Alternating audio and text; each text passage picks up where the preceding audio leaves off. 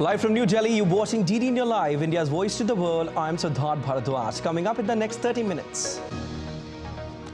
Indian Prime Minister Narendra Modi successfully concludes his visit to Dubai for COP28, proposes hosting 2028 COP Summit in India. India's Purchasing Managers Index for manufacturing rises to 56 in November, up from 55.5 in October. The number indicates a robust growth in businesses. North Korea warns US that it would consider any interference with its satellite operations a declaration of war.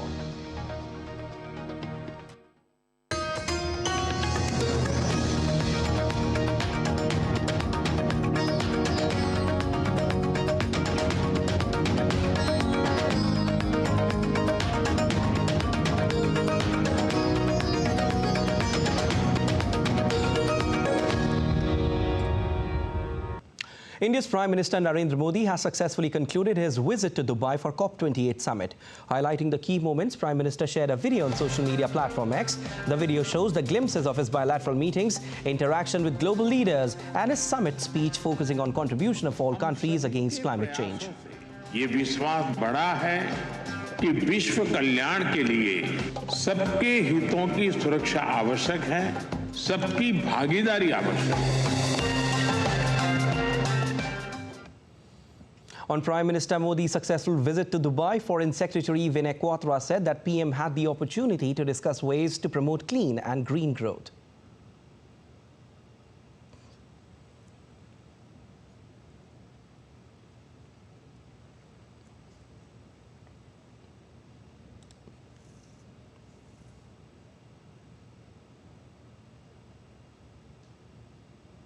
Prime Minister highlighted 6 key points.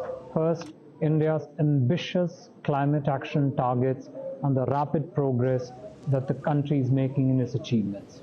2, priority that India has accorded to and the concrete outcomes that the country has achieved on the climate agenda during India's G20 presidency. 3, need for climate justice. 4, need also to assist the Global South in addressing a problem that is not of their making and that they did not contribute to making. 5, need for a resolute climate action that is decisive, based on unity, more balanced, ambitious, and innovative. And 6, India's readiness to host COP33 in 2028. Prime Minister Narendra Modi also addressed COP28 high-level segment where he launched Green Credits Initiative. The new initiative focuses on creating carbon sinks through people's participation. PM Modi called for energy transition across the world, which must be just and inclusive. With the aim to adopt planet-friendly living practices, Indian Prime Minister Narendra Modi launched the Green Credit Initiative at the high-level segment for heads of states and governments during the UN Climate Conference in Dubai. The new initiative focuses on creating carbon sinks through people's participation. आज मैं इस forum से एक और pro planet, proactive और positive initiative का आह्वान कर रहा हूं. यह है ग्रीन क्रेडिट इनिशिएटिव. यह कार्बन क्रेडिट की कॉमर्शियल मानसिकता से आगे बढ़कर जन भागीदारी से कार्बन सिंक बनाने का अभियान है. Prime Minister attended a session on Green Credit Initiative. India, along with Sweden, Mozambique and EU, launched the web portal of Green Credits program. आज हम एक ग्लोबल प्लेटफॉर्म भी लॉन्च कर रहे हैं. ये पोर्टल प्लांटेशन और पर्यावरण संरक्षण से संबंधित आइडियाज, एक्सपीरियंसेस एंड इनोवेशंस को एक जगह पर कलेक्ट करेगा. Emphasizing collective efforts to combat climate change, Prime Minister asserted that India has made serious efforts in this direction. India is one of those very few countries which has managed to meet its NDC target, that is the nationally determined contribution targets, and has been a role model in this COP. It has managed to strike a deal between economy and ecology. Prime Minister also proposed to host the UN Climate Conference in 2028 in India. Bharat UN framework for climate change process के प्रति प्रतिबद्ध है. इसलिए आज मैं इस मंच से 2028 में COP33 समिट को भारत में होस्ट करने का प्रस्ताव भी रखता हूं। Prime Minister Narendra Modi also took part in the Transforming Climate Finance session. PM urged the developed nations to increase the fund for climate. हम उम्मीद करते हैं COP समिट से क्लाइमेट फाइनेंस से जुड़े अन्य विषयों पर भी ठोस परिणाम निकलेंगे। ग्रीन क्लाइमेट फंड और एडॉप्शन फंड में कमी नहीं होने दी जाएगी। विकसित देश 2050 से पहले अपना कार्बन फुटप्रिंट जरूर खत्म करेंगे।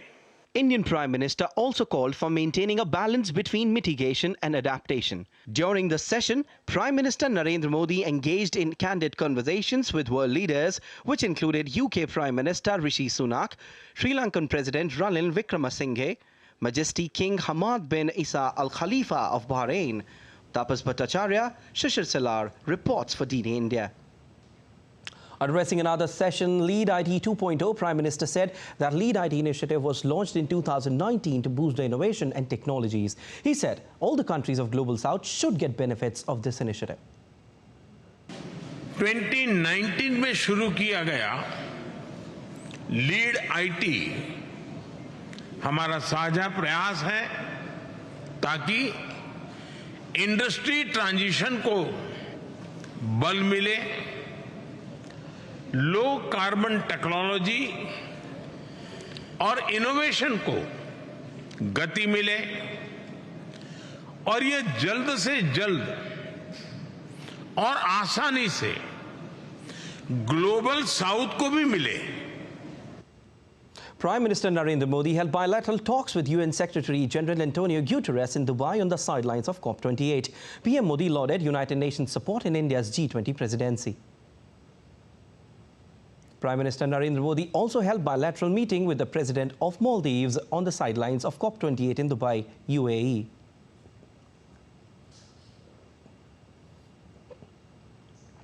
World leaders participating in the COP28 climate summit in Dubai shared some light moments on social media.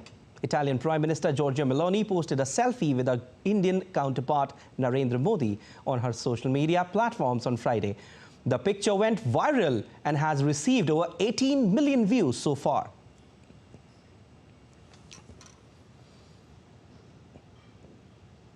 And getting you some more updates on COP28, a new fund to help compensate countries suffering from climate change was established at the 28th meeting of COP28 as it opened in Dubai on Thursday. The second day of the summit, several world leaders pledged for global climate solutions. More than 70,000 delegates from around the globe gathered at the 28th session of COP28 in a bid to work out a worldwide solution to the pressing climate issues facing the planet and all mankind. UAE's Minister of Industry and Advanced Technology announced that this year's conference will focus on climate finance challenges. And we see, as you see, that the world has reached a crossroads. I pledge that I will run an inclusive and transparent process, one that encourages free and open discussion between all parties. A new fund to help compensate countries suffering from climate change was established at the 28th meeting for the Conference of the Parties to the United Nations Framework Convention on Climate Change. The announcement was seen as a major breakthrough at this year's conference. Calls to renew the fight against climate change were also made at the event.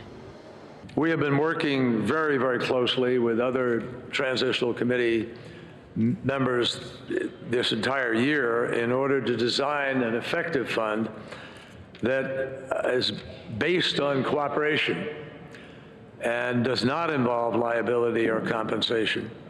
And we're very much committed now to work with our Congress to provide $17.5 million specifically towards the Fund for Climate Impacts Response that will help vulnerable countries to respond to the impacts. But we also expect this fund to be up and running quickly.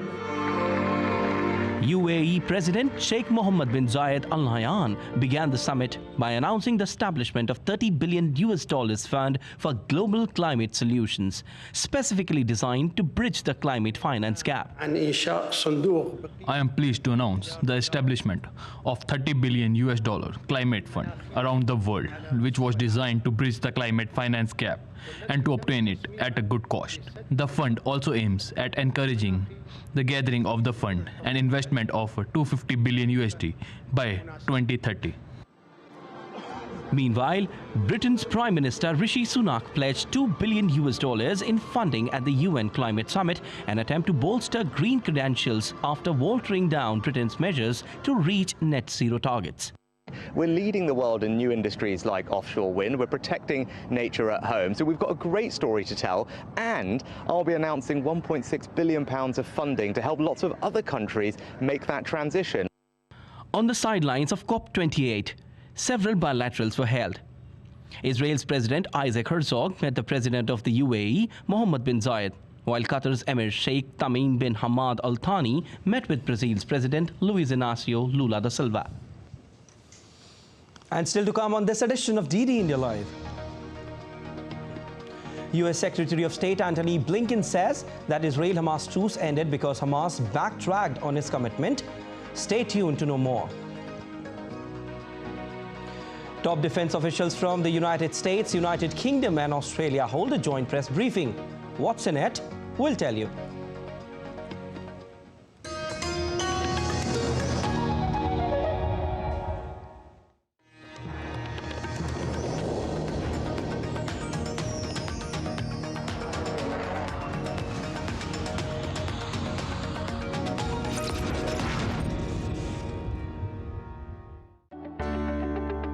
Operation Zindagi has now become a kind of a copybook example of how to manage a disaster operation in our country. In the next 1 week to 2 weeks, we'll have all the inputs coming in. Then there will be a meeting of this. There'll be an analysis and a full synthesization of all the things which have happened. And then we will draw out the lessons, publicize them, and look for guidelines for the future.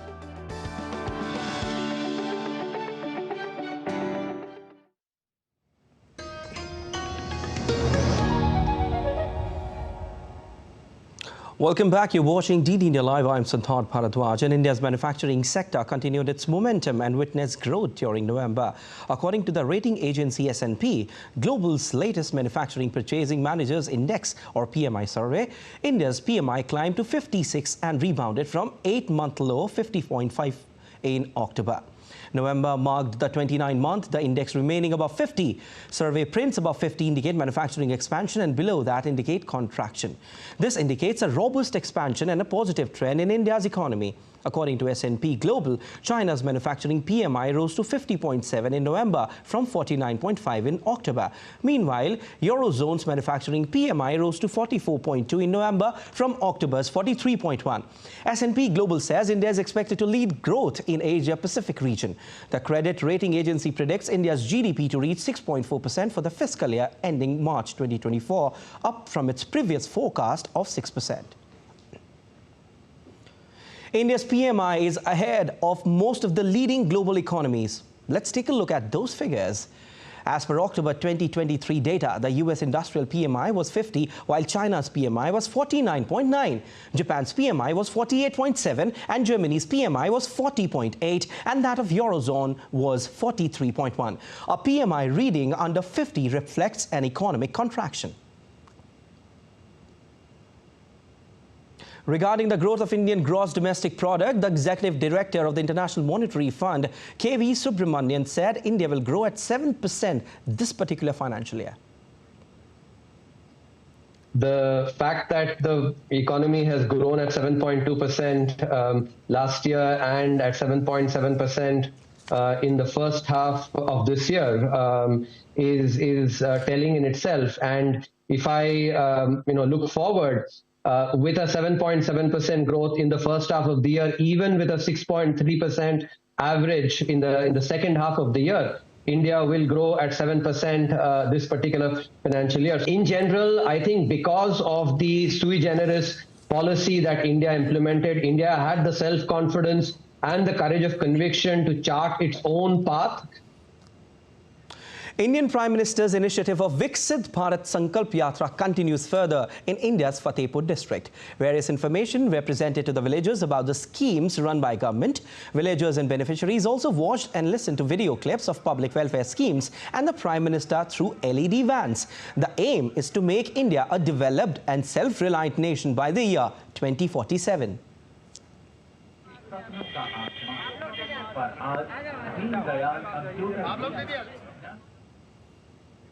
India has received the maximum votes among the candidates in the category of 10 states with the largest interest in international seaborne trade at 2024-25 International Maritime Organization Council elections held in London on Friday. India's High Commission in London wrote on X, grateful to partners for reposing strong faith against in India. Council in the category of states with the largest interest in international seaborne trade with top tally of 157 votes. India's Chief of Defence Staff General Anil Chauhan, Chief of Army Staff General Manoj Pandey, Chief of Naval Staff Admiral R. Hari Kumar and Chief of Air Staff Air Chief Marshal V.R. Chaudhary laid wreath at National War Memorial during a homage ceremony ahead of Navy Day. India's Navy Day is celebrated on 4th of December every year in India to acknowledge the role of Indian Navy and commemorate its achievements in Operation Trident during the Indo-Pakistani War of 1971. The Indian Space Research Organization has achieved another milestone as it activated second instrument on Indian solar spacecraft Aditya L1. Sharing an update on the mission on Saturday, the Indian Space Agency said that the Apex payload on board India's Aditya L1 satellite has commenced its operations and started performing normally. A sample histogram image was shared by the Indian Space Research Organization or ISRO, illustrating the energy variations in proton and alpha particle counts captured by SWIS over 2 days in November 2023. Aditya L1, India's first dedicated solar mission, was launched into space on September 2nd from the Satish Dhawan Space Center in India's Sriharikota.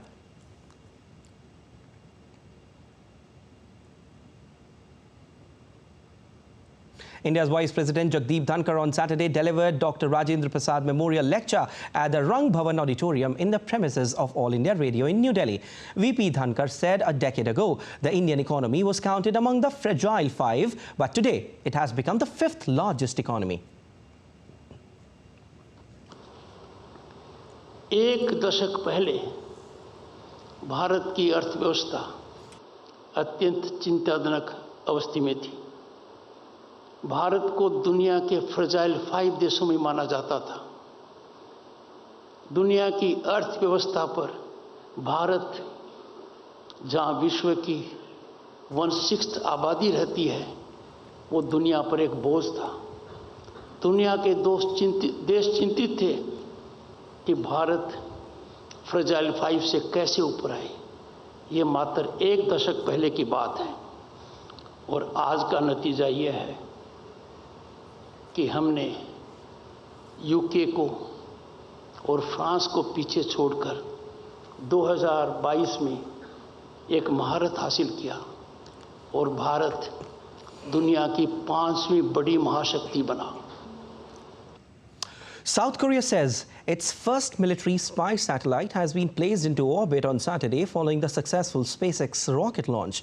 Seoul confirmed that the satellite's communication was established with ground control. South Korea has launched its first domestically developed spy satellite on Friday via a SpaceX Falcon 9. The launch was carried out from California's Vandenberg Space Force Base after North Korea successfully launched its own military reconnaissance satellite last month. The Elon Musk company also put on a live stream of the mission.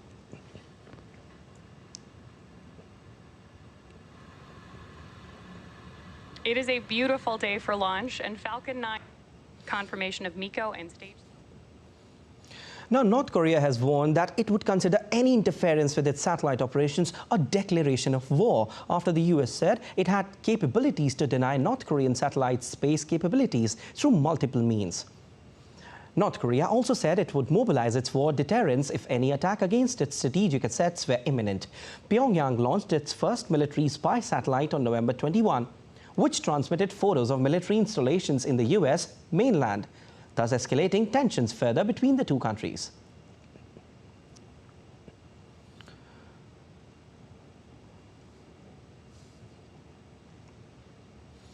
And updates now in Israel-Hamas conflict. Multiple rockets were seen flying over an area near the Israeli-Gaza border as Israel resumed operations to neutralize the threat posed by Hamas. After the end of truce between them, the White House singled out Hamas, saying it had failed to produce a new list of hostages to release to enable an extension of the truce.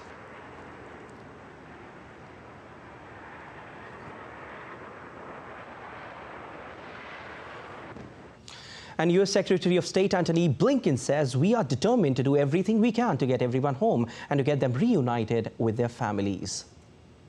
We're determined to do everything we can to get everyone home, to get them reunited with their families, including pursuing the process that had worked for 7 days. We had 7 days of a pause, 7 days of people coming home and being reunited with their families.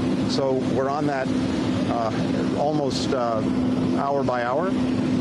But meanwhile, we've also been very clear that we support Israel and its efforts to make sure that October 7th never happens again. We've also been very clear about the imperative of doing that in a way that puts a premium on protecting civilians and making sure that humanitarian assistance gets to those who need it. Meanwhile, the Israeli troops identified the body of one hostage and confirmed the death of 4 others seized by Hamas after a temporary truce between the two came to an end. The chief military spokesperson, Rear Admiral Daniel Haggerty, said the families of the hostages had been informed of their deaths. And the top defense officials from the United States, United Kingdom and Australia hold a joint press briefing to provide an update on the Australia-United Kingdom-United States security partnership. During a briefing, U.S. Defense Secretary Lloyd Austin said by implementing strong standards of technology protection, they are reducing barriers to sharing information and technology. And through Pillar 2, we have leveraged our respective defense innovation and industry sectors to develop and deliver advanced capabilities so that our warfighters can hear, see, and act with decisive advantage. And by implementing strong standards of technology protection, we are reducing barriers to sharing information and technology. And we're streamlining our processes to deliver these capabilities and lead our partnership forward for the next generation. The Australian Deputy Prime Minister and Defence Minister Richard Marles said the meeting was a critical moment in the development and sharing of advanced technologies. We're putting in place the architecture which will enable that to happen through the International Joint Requirement Oversight Council, which will give a joint capacity to look at the technologies with which we are pursuing. Our armaments directors will be working together with a tabletop exercise next year, and as Lloyd mentioned, our innovation organisations, the Defence Innovation Unit of both the United States and the United Kingdom, along with the Australian Strategic Capabilities Accelerator, working together on joint challenges, which we'll see initially that happen in the space of electronic warfare. The United Nations Security Council unanimously voted on Friday to remove the final restrictions on weapon deliveries to Somalia's government and its security forces. More than 30 years after an arms embargo was first imposed on the country, the Council put the embargo on Somalia in 1992 to cut the flow of weapons to feuding warlords who had ousted dictator Mohammed Siad and plunged the Horn of Africa country into civil war. The 15-member body adopted 2 British-drafted resolutions. One to remove the full arms embargo on Somalia, and other to reimpose an arms embargo on Al-Qaeda-linked Al-Shabaab militants. Taking you to Bangladesh now, where a 5.6 magnitude earthquake jolted Dhaka and adjoining areas in Bangladesh on Saturday morning. The tremors were felt in Dhaka, Chattogram and some of the other parts of Bangladesh as well. The earthquake lasted for a few seconds, according to the Bangladesh Meteorological Department. The quake had a depth of 10 kilometers with the epicenter in Kumela district of Chattogram division, bordering the Indian state of Tripura. Tremors were also reported from Sylhet, Khulna and Rajshahi divisions. Fortunately, there have been no reports of loss of life or property from any part of Bangladesh so far. In Venezuela, only 5% of garbage thrown away is recycled, according to unofficial estimates. A local non-profit is encouraging youngsters to learn the benefits of recycling by teaching them how to turn waste into useful objects. DD India's Latin American correspondent Mary Trini Mena reports from Caracas. Today's lesson is focused on 3 words: use, reuse, and recycling. These students at the Petare slum in Venezuela's capital are learning how to transform discarded materials into something functional. It was explained to me here that we can make chairs, walls, and other useful things to help low-income people. In a couple of minutes, used plastic bottles become eco-friendly benches, made using eco-blocks, which are plastic bottles densely packed to create a reusable building block. The recycling club is called Recyclers. It's an extracurricular activity that is changing the mindset of those who participate. We generally say it's garbage, but it's not. It's a material that we can recycle and we can obtain something productive. Environmentalists say it's crucial to raise awareness from a young age, especially in a country like Venezuela, where it is not mandatory to separate solids, plastic, or glass waste at home. Since 2020, the Recyclers Club is bringing environmental education to Venezuelan schools, but also offering a communal waste collection center open for neighbors across the city. And they welcome plastic type 2 and 5, which are commonly used as food containers and plastic bottles, but also cardboard and glass. So far, they have managed to process 10 tons of waste in 2023 alone. We are reducing the amount of waste that ends up in landfills, generating pollution and putting our health at risk. And secondly, we're helping people to get a new lifestyle. The club is causing an eco-friendly chain reaction within the community, with neighbors coming to the recycling center, bringing bottles and bags they collected at home. We need to teach, since they are little, how to use, reuse, and recycle properly, because those children go home and teach their parents too. And the next generation of Venezuelans is already paying attention to the lesson. Mary Trini Mena in Caracas, reporting for DD India. And shifting our focus to sports now, Bangladesh achieved a historic 150-run triumph over New Zealand in their inaugural test in Sylhet on Saturday. This is Bangladesh's second ever win over New Zealand and the first at home ground. Earlier, Bangladesh conceded a 7-run lead in the first innings. Stand-in skipper Najmul Hossain Shanto's century and 50s from Mushfiqur Rahim and Mehdi Hassan Miraz helped the Tigers set a daunting 332-run target. Bangladesh also took a 1-0 lead in the 2-test series with the win. The next test will be played in Dhaka starting on December 6th. All right, and that's all for this edition of DD India Live. But let us know your thoughts on the news of the day. You can connect with us on Facebook, X formerly known as Twitter, and Instagram. We'll be back with more news as it breaks here on DD India. I'm Prasar Bharati. From all of us here in Delhi, thanks for watching DD India Live.